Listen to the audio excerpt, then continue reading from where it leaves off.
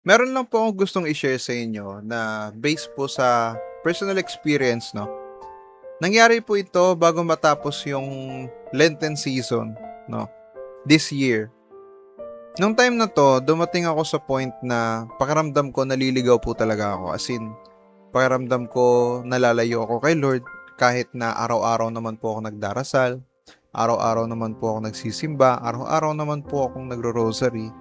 So, pakiramdam ko, kahit na ginagawa ko yun lahat, pakiramdam ko kulang pa rin. As in, may kulang, no?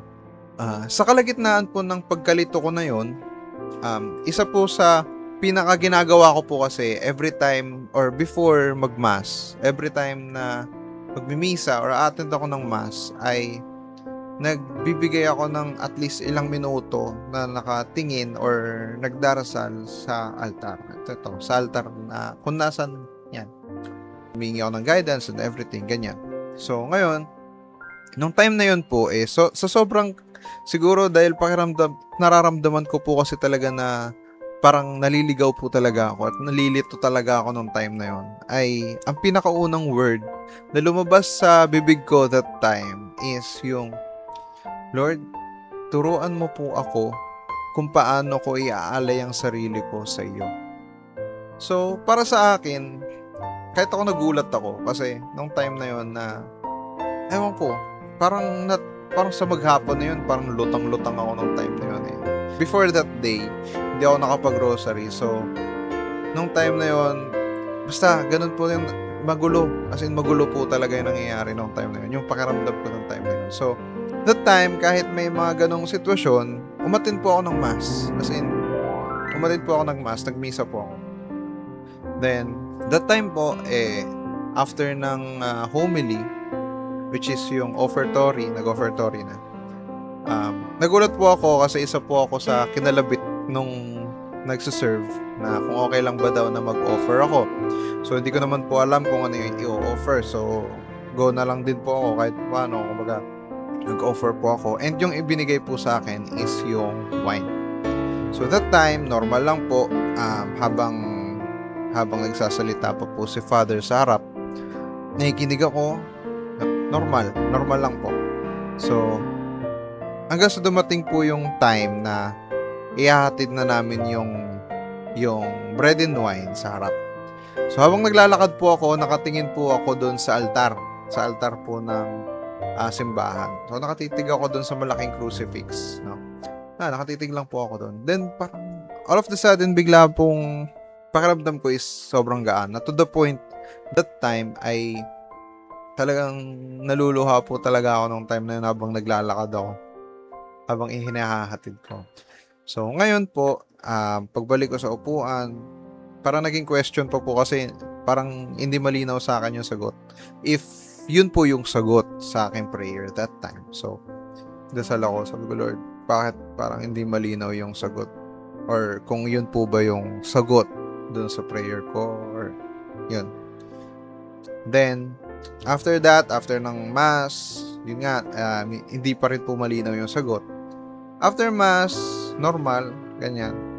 Then, makalipas yung isang linggo, same time, before mass, as I said, lagi po kasi talaga akong nagdadasal muna bago magmisa or bago ako umattend sa misa. Ang pinakaunang word ko pa rin po talaga nung time na yon is yung word na sinabi ko nung last week, which is yung, Lord, turuan mo po ako na kung paano ialay yung sarili ko sa iyo. Yun po yung ulit na unang pumasok ulit sa isip at puso ko that time. Kaya nabitawan ko yung prayer na yun. Ngayon, after ulit ng homily, pagdating ng offertory, kinalabit po ako ulit nung isang nagsuserve. Sabi niya kung okay lang po ba daw na mag-offer ako sa altar. So, pumayag din po ako ulit. So, wala po akong ine-expect na himala or everything. Wala po akong ine-expect na sign or everything. Wala po talaga. So, parang wala lang. Normal. Ganun po. Habang naghihintay po ako, nakatitig na po ako sa altar noon. Habang naghihintay po ako noon kasi nagpa-prayer pa si Father that time. So nakatitig ako sa altar and sinubukan ko na ring mag-ask kay Lord. Sabi ko, Lord, please enlighten me. Gusto ko maintindihan yung sagot mo sa akin last week. Parang ganun. Ganun yung eksaktong word na lumabas sa bibig ko that time. Kaya yung prayer ko habang hindi pa po ako nakakahakbang naman neto. Naluluhaan na ako. As in, lumuluha na siya talaga. As in, diretso na siya.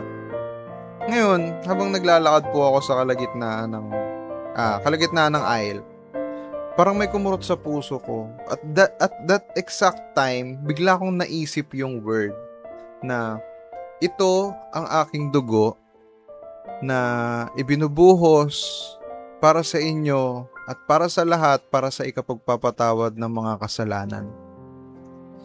Hindi malinaw masyado yung sagot. Malabo pa rin. Pero, nagpapasalamat ako kasi pakiramdam ko, sinagot ako ni Lord doon sa tanong ko na yon. Ganun po. Pakiramdam ko sinagot ako ni Lord that time. So, ba't ko siya naisip? Parang ganun. Tapos, simula nun, hanggang may offer ko na yung wine, hanggang sa makaupo ako, at hanggang sa matapos ang misa, hindi po talaga tumigil yung luha ko that time. Na parang pakiramdam ko, sinagot ni Lord yung tanong ko kung paano iaalay ang sarili ko sa Kanya. Which is ito ang aking dugo na ibinubuhos para sa inyo at para sa lahat, para sa ikapagpapatawad ng mga kasalanan. Feeling ko, ipinaalala sa akin ni Lord na bago pa man ako humiling sa Kanya ng tulong na ituro sa akin kung paano mag-alay ng sarili para sa Kanya, ay ipinaalala lang sa akin ni Lord na ginawa ko na yan para sa'yo. Pero hindi ko man siya may paliwanag ng maayos, no? Yung experience ko. Pero ito naman yung simula nung pagbabago ng pagtingin ko sa pagmamahal ng Diyos para sa lahat, para sa ating lahat. No? Natutunan ko na ang pag-aalay ng sarili ay hindi yung, Lord, ibinibigay ko ang sarili ko sa iyo. O kaya, Lord, iaalay ko ang sarili ko sa iyo. Ang totoong pag-aalay ng sarili ay yung tunay na pagtanggap ng biyaya, pag-ibig, at awa ni Kristo. Pagpapakumbaba, pagmamahal, malasakit, pagpapatawad sa mga taong nagkasala sa atin. Kasi malinaw na sinabi ni Kristo sa Matthew 25 verse 40, tandaan ninyo, nang gawin ninyo ito sa pinakahamak sa mga kapatid kong ito, sa akin ninyo ito ginawa. And ang isa sa pinaka natutunan ko sa experience na ipinaramdam sa akin ni Lord that time ay ang tunay na pag-aalay ng ating sarili kay Kristo ay ang pag-aalay natin ng ating sarili para sa kapwa.